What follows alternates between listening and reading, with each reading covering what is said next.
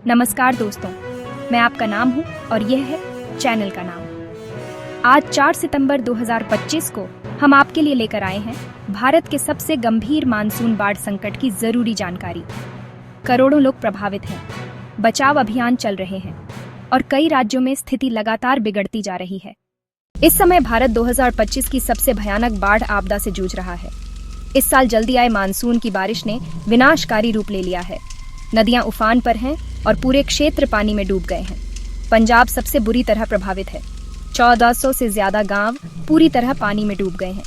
इस संख्या को समझिए, 1400 गांव, 3,70,000 एकड़ से ज्यादा कीमती खेती की जमीन पानी में डूब गई है, जिससे लाखों किसानों की आजीविका पर असर पड़ा है। गुरदासपुर, कपूरथला, फिरोजपुर और पठानकोट जिले सबसे ज्यादा प्रभावित हैं, जहां लगभग 305 लाख निवासी सीधे तौर पर प्रभावित हुए हैं। ये संकट सिर्फ पंजाब तक सीमित नहीं है, कश्मीर की स्थिति भी उतनी ही दुखद है। भारी बारिश के कारण भूस्खलन से कम 40 लोगों की जान चली गई है। अचानक आई बाढ़ ने जिलों को बहा दिया है, परिवार फंस गए हैं और समुदाय अलग थलग पड़ गए हैं। लेकिन यह यहीं नहीं रुकता।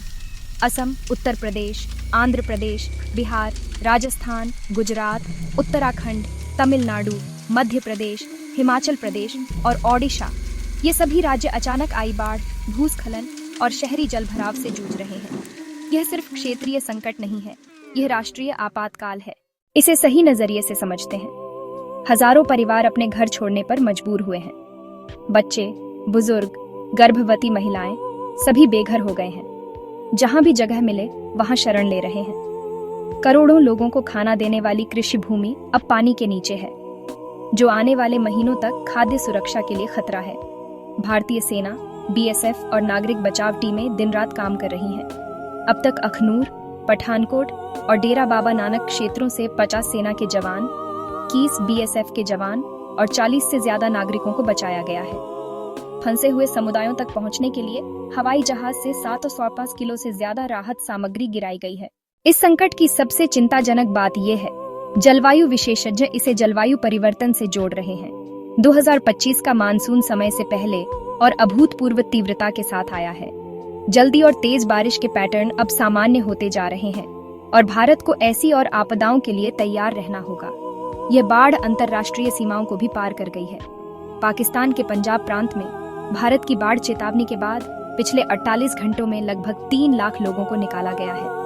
वहां कुल विस्थापित लोगों की संख्या 13 लाख तक पहुंच गई है। यह दिखाता है कि जलवायु आपदाएं राजनीतिक सीमाओं का सम्मान नहीं करती। आर्थिक नुकसान भयानक है। इंफ्रास्ट्रक्चर की क्षति, फसल की हानि, पुनर्वास की लागत, हम अरबों रुपए के नुकसान की बात कर रहे हैं। उन किसानों के लिए जो पहले से ही इनपुट लागत और बाजार की कीमतों से जूझ रहे थे, यह बाढ़ आर्थिक रूप से विनाशकारी हो सकती है। तत्काल प्राथमिकता बचाव और राहत कार्यों की है, लेकिन हमें बड़े सवाल पूछने होंगे। क्या हमारी आपदा तैयारी प्रणाली पर्याप्त है?